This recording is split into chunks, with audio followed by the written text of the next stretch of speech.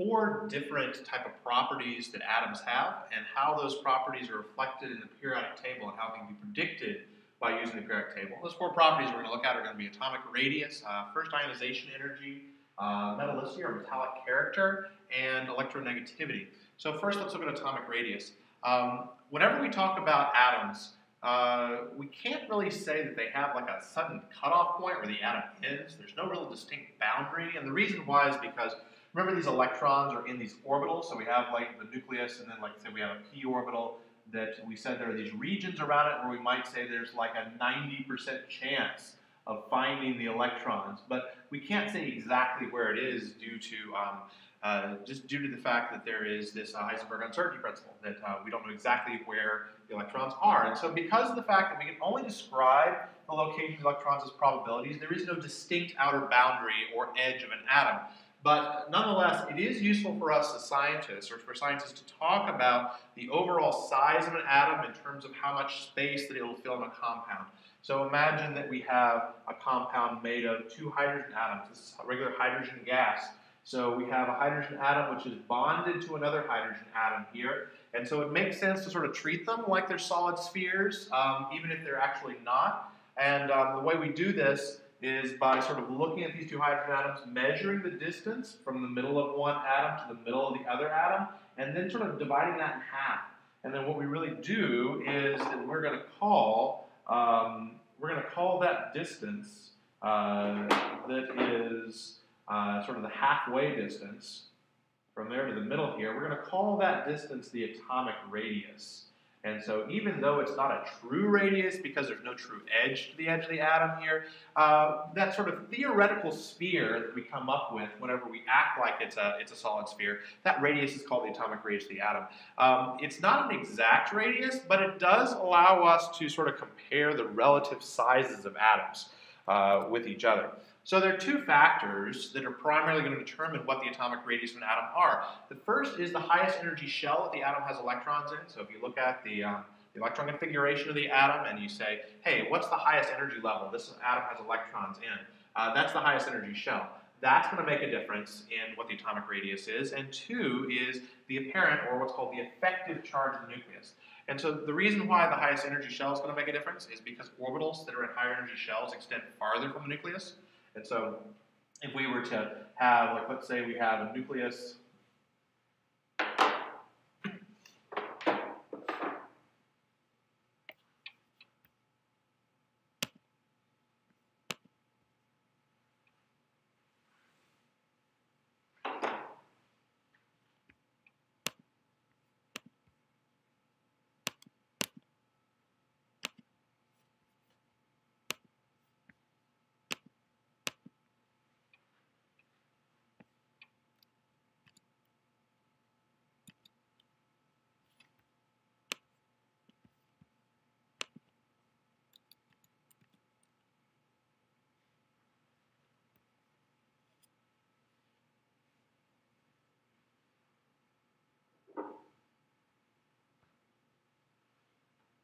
So let's say that we have a nucleus that, say, right here, is that the orbitals for, say, the 1s subshell, that particular orbital here might go out this far, whereas if we were to look at, say, the 2s orbital, the 2s orbital might extend out farther like this, and the 3s orbital might extend even farther out here. And so because of the fact that those orbitals extend farther from the nucleus, is that we would say that there's a larger atomic radius for something that has electrons in the third energy level than ones that have electrons in the first energy level. So that's part one that's going to make a difference. Part two is that larger positive charges on the nucleus are going to pull in the electrons, which are negatively charged, in more tightly, making the atom smaller. So if we were to compare, let's say, hydrogen with helium, both have electrons in the first energy level, and the only electrons in the first energy level. So you might normally say that, hey, since, well, the 1s might be this big, the 1s is this big, they might be the same size. They're not quite the same size because of the fact they have different numbers of protons. Hydrogen has 1 proton, helium has 2 protons. And so since hydrogen has only 1 proton, it's not going to pull the electrons in as tightly as helium, which is going to pull its electrons in much tighter. And so helium is not actually going to end up having a size that's the same as hydrogen. I'll just have to redraw this here. Helium is actually, because of its 2 protons in the middle, is going to have electrons that are pulled in tighter. And so as a result, helium will be a smaller atom than hydrogen will, because it has that greater pull of the electrons that are pulling it inward. So let's look a little bit more detail at these 2 properties here. So the first one is the highest energy shell that's occupied by electrons in an atom is called that atom's valence shell. The electrons in there are called valence electrons. They're the electrons that are involved in bonding, chemical bonding, when one atom chemically reacts with another atom. So for example, if we were to look at lithium, lithium has an electron configuration of 1s2, 2s1. Is that its highest in electrons, the highest energy level or highest shells it has electrons in, is the second energy level, because you can see is that it has one's the first energy level, one's the second energy level. So 2 is the highest one. So the second energy level is the valence shell. Now potassium, on the other hand, if we were to write out the electron configuration for that, it would be 1s2, 2s2, 3s2, nope, that's wrong. 2s2, 2p6. I'm doing this out looking at the periodic table. So 2p6, then 3s2, then 3p6, then 4s1, I believe. I'm doing this from memory. So if you look at this and we said, hey, let's look at all the different energy levels that potassium has electrons in, has them in the first and the second and the second and the third and the third and the fourth. Highest energy level it has is the 4th energy level. And so the 4th energy level is the valence shell. And so atoms with electrons in higher energy valence shells have a larger atomic radius because it's in a higher energy level, which those orbitals extend farther out, than atoms that have electrons in lower energy valence shells. So because lithium has electrons only as high as the 2nd energy level, potassium has electrons as high as the 4th energy level, is that we would expect potassium to be a larger atom than lithium. Second factor that affects the atomic radius is the effective nuclear charge. Now, we already talked about how the nuclear charge could make a difference here. But there's a reason why I use the example of hydrogen and helium and not any other atom. So here's the reason why. This difference deals with the difference between the nuclear charge of an atom and the effective nuclear charge, because it's really the effective nuclear charge that's going to determine the atomic radius. So the nuclear charge of an atom is the total positive charge of the protons in the nucleus. It's just equal to the atomic number of the atom. And so if I were looking at lithium, for example, is that lithium has an atomic number of 3, which means that lithium has a total of 3 protons, and so that would mean it has a nuclear charge of 3, because it has 3 positive charges. The effective nuclear charge, on the other hand, is what determines the atomic radius, is generally smaller than the true nuclear charge. For lithium, the effective nuclear charge, usually the symbol for this is ZeFF, Z is the atomic number, is going to be equal to 1 for lithium. Here's why. The valence shell electrons are attracted by the protons in the nucleus. They're also repelled by the electrons that stand between the valence electrons in the nucleus. So if we think about lithium, lithium has its protons in the middle. And so what we know is the total number of protons in lithium, the atomic number is 3.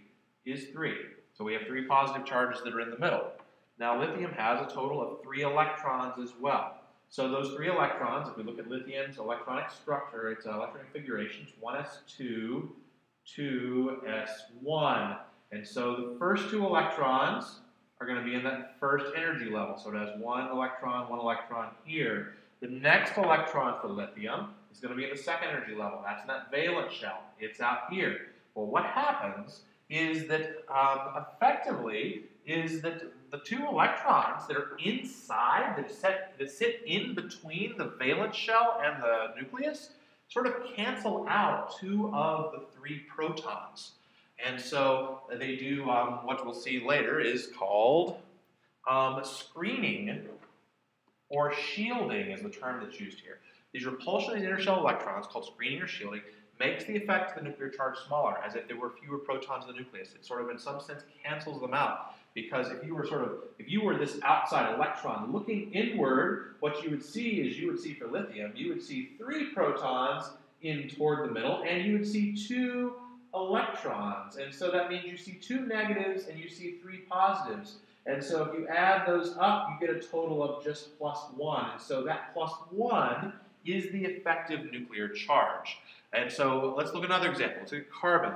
So carbon has a total of 6 protons and 6 electrons. Now, for those 6 electrons, 2 of them are in the first energy level, 4 of them are in the second energy level. And so because it only has electrons in 2 energy levels, the second energy level is going to be the valence shell. So carbon then would have a total nuclear charge of +6 because it has 6 protons.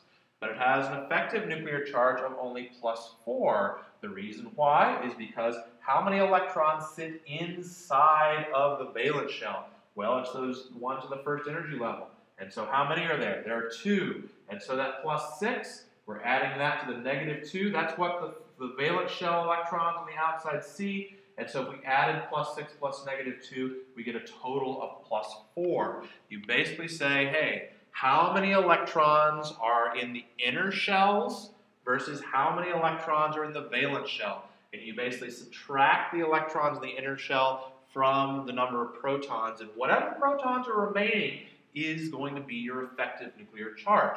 And so that's the one that's going to matter, because it turns out that, if the electrons in the inner shells cancel out the protons, they're not going to help by pulling the electrons in any tighter. It's not going to make the atom any smaller. It's only the uncanceled out protons, the unscreened or unshielded protons, that are going to actually make the atom smaller. So we have to actually look at that effective nuclear charge, not the overall nuclear charge. So, as we sort of said here, the higher the effective nuclear charge, the more tightly the outermost valence electrons are pulled inward, and the smaller the atom. So we're going to look at 3 elements. Let's look at nitrogen, oxygen, and fluorine. Nitrogen has an effective nuclear charge of +5. And so if we were to pull out a periodic table, then we'd look and we'd see that nitrogen has a total of 7 protons. And so 7 protons, a +7 charge. It has 7 electrons.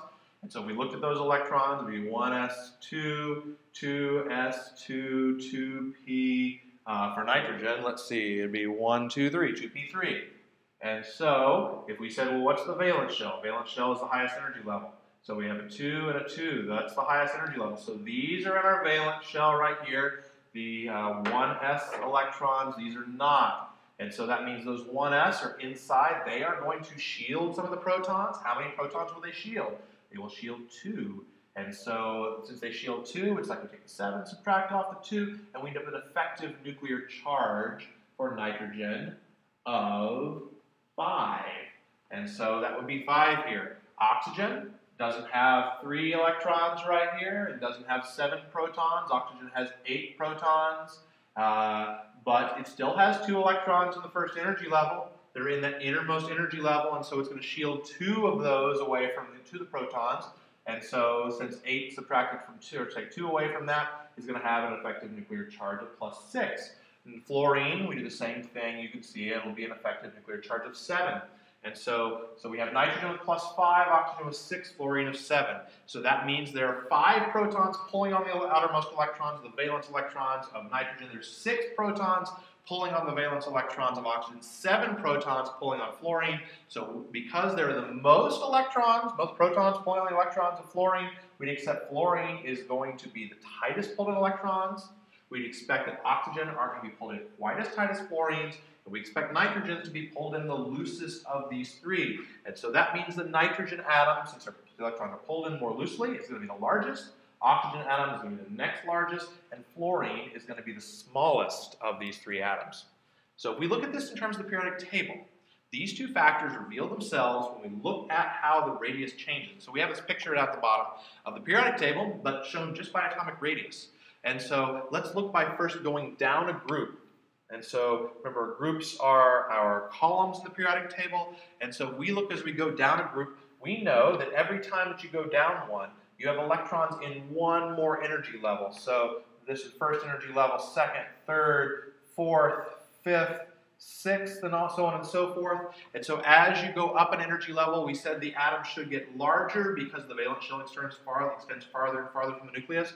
And sure enough, you can see that. You can see we start off with a very, very small hydrogen. Then we go up next to our lithium, and lithium's a little bit bigger, and sodium's bigger than that. and then potassium is bigger than that, and then rubidium is bigger than that, and so on and so forth.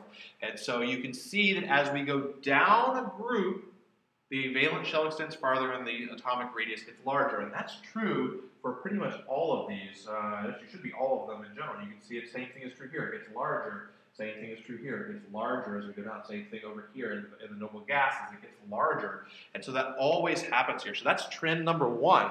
Trend number two is as you go from left to right across a period, the effective nuclear charge is going to increase.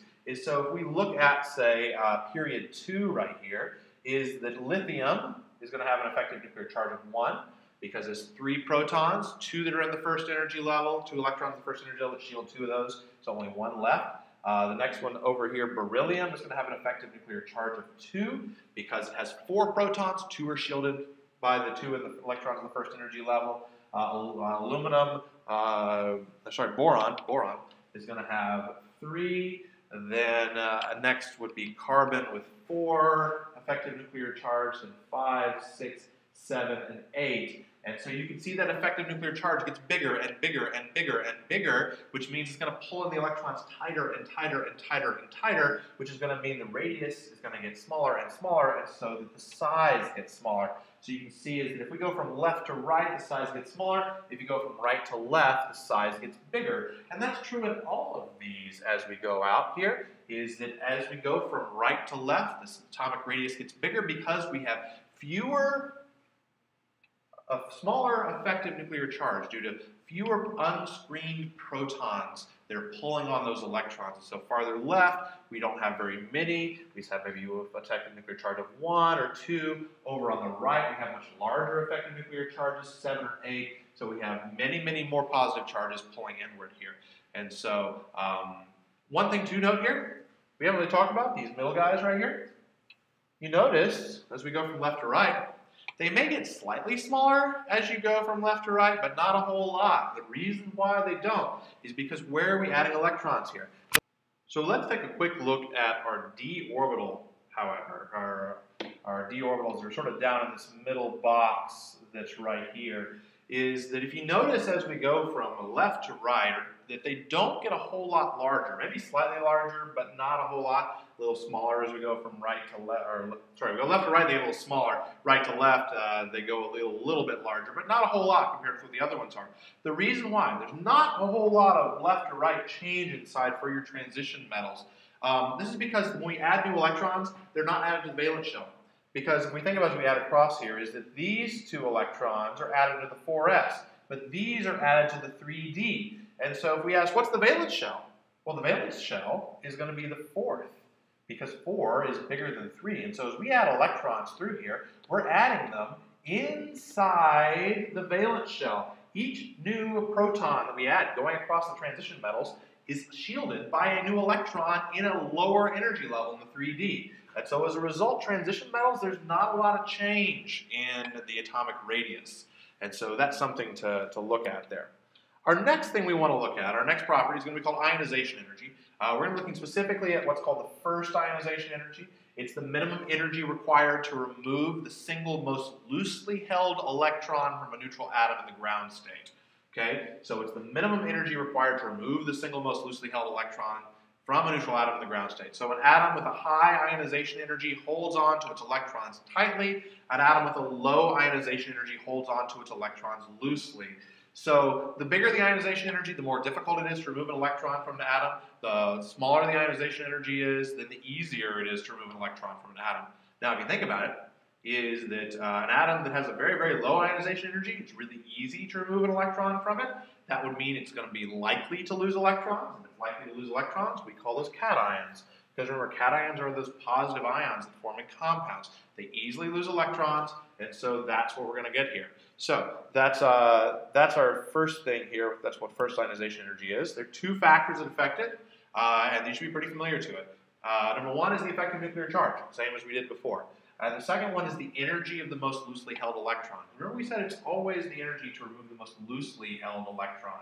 And so if you have an atom that has, say, electrons in, let's say, first, second, third energy level right here, and let's say the ionization energy is this energy right here, is that, if you think about it, is it would take more energy to remove an electron from the first energy level up to that ionization energy than it would from the third energy level up to the ionization energy. So the most loosely held electron is the one that's in the highest energy level or the highest energy subshell. And so that the higher that energy is, then the easier it is to remove it, the less it takes to be able to pull it out to that ionization energy. If it were at a lower energy, then it would take more energy. So the effective nuclear charge makes a difference in the first ionization energy, and the energy of the most loosely held electron. The higher the energy of the electron, then the easier it is to remove it, the smaller the ionization energy is. So going over these, first thing, a greater effective nuclear charge means there's a greater positive charge pulling the negatively charged electrons in more tightly, which means the ionization energy is going to be higher because it takes more energy to remove one. And so, second one is electrons in higher energy orbitals are typically farther from the nucleus, they're less tightly held, it's easier to remove one. Other factors can make a difference, such as being in a slightly higher energy subshell, because in reality, if you remember, is that when we look at these energy levels, they're not just first energy level and then second, and it's like absolute, is that it's actually like 1s, and then we have like 2s, and then 2p is like slightly higher, and then like 3s is slightly higher than that, and then 3p is slightly higher than that. And so there is a little bit of a difference between electrons in the 2s and the 2p, is that it'd be slightly easier to remove an electron that's in the 2p than an electron in the 2s. Because if we had to jump it up to that ionization energy, it takes slightly less energy to remove an electron from the 2p, slightly more energy to remove the electron from the 2s. Not much. It's only a very, very minor thing, but it does make a little bit of a difference. Another thing that can make a difference is, does it have paired electrons in an orbital? Because we know that whenever you have two electrons paired up in an orbital, they tend to repel each other. That's the reason why Hund's rule exists, why the electrons don't want to double up in an orbital until they have to. Because if they pair up, they're going to push off on each other. And so if they push off on each other, that's going to mean it's going to be easier to steal one, easier to remove one from the atom. So let's take a look at this trend. So we have the ionization energies of the first 20 elements. Let's look first at hydrogen and helium. You can see from this graph, ionization energy is on the y-axis here. The total nuclear charge, not the effective nuclear charge, but the total nuclear charge is on the x-axis. So we can see helium has a much higher ionization energy than hydrogen does. So that would mean it's much harder to steal an electron from helium than from hydrogen. And so let's look at the two things that can make a difference here. The first one we said was the effective nuclear charge. Well, hydrogen and helium both have electrons in the first energy level. They have no energy levels in between that valence shell, the first, and the nucleus. So there's no screening. And so all that matters is the total nuclear charge. Hydrogen has 1 proton, helium has 2 protons. That means helium is going to have more positive charges pulling in on its electrons. It's going to pull them in tighter. If it pulls them in tighter, it's going to be harder to steal them. And so if it's harder to steal them, that means the ionization energy will be higher. And if you think about it, it actually sort of makes sense, is that helium has twice as many protons as hydrogen, and so you would expect that the ionization energy should be about twice as high. And if you notice, it's a little under twice as high. Hydrogen's a little above 1,200, maybe closer to about 1,300. Helium, on the other hand, is closer to about 2,400.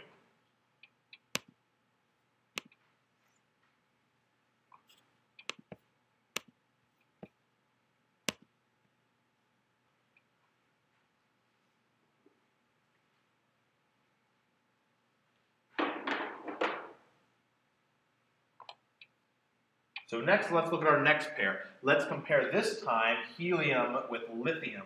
So we can see that lithium has a much, much lower ionization energy, which would mean it should be a lot easier to steal an electron from lithium than it is from helium. So let's see if we can figure out why.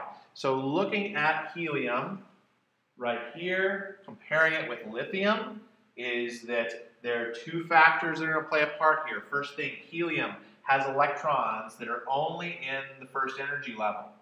So that's its valence shell.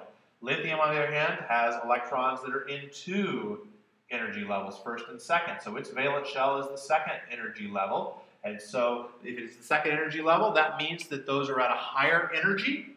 And so if they're at a higher energy, they're easier to steal. Remember, we sort of used that example of first energy level versus second energy level. We have to go all the way up to the ionization energy up here. As you can see that for lithium, they only have to jump up this far. It doesn't take as much ionization energy Helium, it's going to take a lot more ionization energy to get up there, and so we'd expect the ionization energy of helium to be much, much larger, and sure enough, the ionization of helium is much, much larger, and there's a second reason why we'd expect helium to have a higher ionization energy, and that's, let's look at the effective nuclear charge.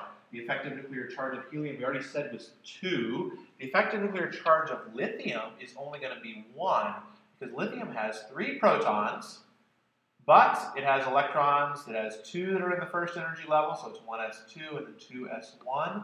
And so that means these 2 electrons are going to shield away 2 of those protons, leaving it only with an effective nuclear charge of +1. And so helium has 2 protons pulling in tightly on its electrons. Lithium only has 1 that's going to pull in tightly because the other 2 are shielded. And so that means that that's an even bigger reason why helium would be harder to steal electrons from, would have a higher ionization energy. So that would explain the differences there. Let's look at the next 2. Let's look at comparing lithium with beryllium. So why is it that beryllium has a slightly higher ionization energy than lithium? Well, comparing the 2, wrong way.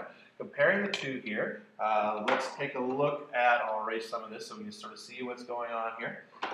Lithium and beryllium. So lithium and beryllium both have electrons that are in the same energy level. They both have ones that are in the second energy level. And so as a result, we shouldn't see a whole lot of difference because of energy levels. Like, you know, lithium jumps up to here, beryllium jumps up to here. There's not a whole lot of difference for that reason.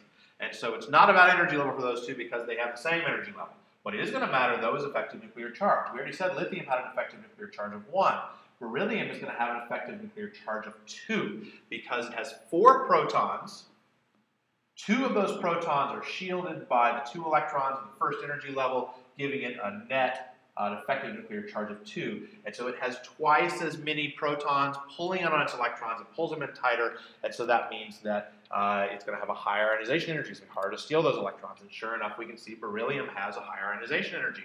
Well, what about our next one here? Let's compare beryllium with boron. Why does that ionization energy drop? Well, the reason why, let's do this quickly here, is because look at going from beryllium to boron. Beryllium has electrons in it's 2s. Boron has it in the 2p. And as we said, that second energy level is not really just one energy level. It's got 2s and it's got 2p, and the 2p is a slightly higher energy than 2s is. And since it's slightly higher, it means it's going to take a little bit less energy to steal an electron from boron than it is to steal an electron from beryllium. And so beryllium will have a little bit higher ionization energy. Boron will have a little bit lower ionization energy. And sure enough, that's what we see. Beryllium has a little higher, boron has a little lower. All right, so our last one we're going to look at, the last one that sort of can throw you off here, let's look at these 2, nitrogen and oxygen. So this one really starts to throw you off here because you're like, all right, wait. Once we look at those 2, something that stands out is that when you're looking at nitrogen, you say, hey, nitrogen and oxygen in the same energy level, they're in the same subshell, so we can't even make this whole 2s, 2p argument. They're both in the 2p for their valence, their outermost energy level electrons here. Oxygen should have an effective nuclear charge of 6. Nitrogen should have an effective nuclear charge of 5 right there. So we expect oxygen would pull more tightly on its electrons, which would make its ionization energy higher. But in fact, the ionization energy is lower with oxygen. So the question is why? Well, the reason why here is look at how the electrons are paired up. Nitrogen, we drew out the box diagram for the 3 orbitals that are in that 2p. For nitrogen, it's going to have 3 electrons in the 2p, so we've got 1, 2, 3. And so they're all going to be in different shells. Oxygen, though, we have to add 1 more electron. And so where's the electron going to go? It's going to have to pair up. And remember, those electrons, when they pair up, they push out on each other. And if they push out on each other, it's going to be easier to steal one of them. And so because of the fact that they start pairing up with oxygen, where there are not any electrons that are paired up with nitrogen, means the ionization energy is going to be slightly lower for oxygen. But nevertheless, look at the overall trend, is that as you go from lithium to neon, the ionization energy goes up. And then we go from neon to sodium, it drops back down again. Then from sodium to argon, it goes up. And so look at the periodic table. Lithium to neon, sodium to argon. Lithium to neon, sodium to argon is the ionization energy generally, as a general trend, rises as you go from left to right and drops as you go from top to bottom. And so that's going to be our overall trend. And so as you go down a group, the ionization energy decreases. As you go across a period from left to right, the ionization energy increases. This is backwards from atomic radius. Remember, atomic radius, as you go down a group, remember the atomic radius gets larger, but the ionization energy gets smaller. And for atomic radius, as you go from right to left, the atomic radius gets larger, but the ionization energy gets smaller. This makes sense, though, if you think about it. An atom that holds its electrons more tightly, that is one of the high ionization energy, would pull them in closer and would be a smaller atom. An ion or atom that basically holds its electrons loosely, that's one of the low ionization energy, would not pull them in very closely and so would be larger. And so this sort of fits together. So next trend we want to look at here is metallicity. Metallicity and ionization energy go hand in hand. Atoms that have a low ionization energy hold on to their electrons loosely. Metals are the elements that hold on to electrons loosely. And so then we'd expect that if you have a low ionization energy, you're more likely to be a metal. And so atoms that have lower ionization energies are typically metals. Atoms with higher ionization energies tend to be nonmetals. And so we said that, ionization energy, the trend was that it holds on more loose. It holds on, we'll say, tighter as you go up and tighter as you go across. And so that would mean that typically is that if you were to sort of take the periodic table, if we could sort of sketch it out here like this, is that you would expect to see then that your nonmetals are going to be over here because that's where you're going to have your higher ionization energies, because as we go right it gets higher, as we go up it gets higher. So up and right are going to be the highest ionization energies, and that's where your nonmetals are. Down and left, that's going to be where your metals are, because that's where the atoms that hold on most loosely to their electrons are, and that's what makes them metals. Now, not all metals are equally metallic. Generally, the lower the ionization energy, the more pronounced the metallic properties of that atom are, and vice versa. And so the higher the ionization energy, the more pronounced the non-metallic properties of an element are. And so you can sort of look at the periodic table and get a decent idea, just based on where things are, about whether something's going to be more metallic or less metallic, or whether it's a metal or a non-metal, as we've seen before. Last one is electronegativity. Electronegativity in an element is a measure of that element's tendency to attract electrons when in a compound. When we say attract electrons, we mean attract electrons from other atoms, and sort of pull in outside electrons. So atoms of an element that have a high electronegativity will pull outside electrons toward itself and are more likely to be anions. Because remember, anions are going to add an extra charge. They're going to have one extra electron that's in there, or two extras, and it's plus 2 or 3 extras. And so higher electronegativities mean it's more likely to pull in new electrons and become anions. So atoms that have a large effective nuclear charge tend to attract in outside electrons more strongly because they have more protons. Makes sense that they have more positive charge pulling those electrons, they pull more electrons in. And so they'd have a high electronegativity. Atoms that have electrons at only a few energy levels, so we talk about somebody has electrons in just 2 energy levels versus somebody has electrons in 4 energy levels. The 2 energy levels one, remember, is going to be smaller. The 4 energy level one is going to be larger. And so if I were to come in and put in some new outside electrons, that I've got some new electrons that come in, since this one right here is closer to the nucleus, it's going to be attracted in more tightly. This one right here is farther from the nucleus. It's not going to be attracted in as much. So outside electrons, they can get closer to the protons. Smaller atoms, those in fewer energy levels, are going to typically have a higher electronegativity. So the general trend, as you go down a group, the electronegativity decreases. As you go across a period from left to right, the electronegativity increases.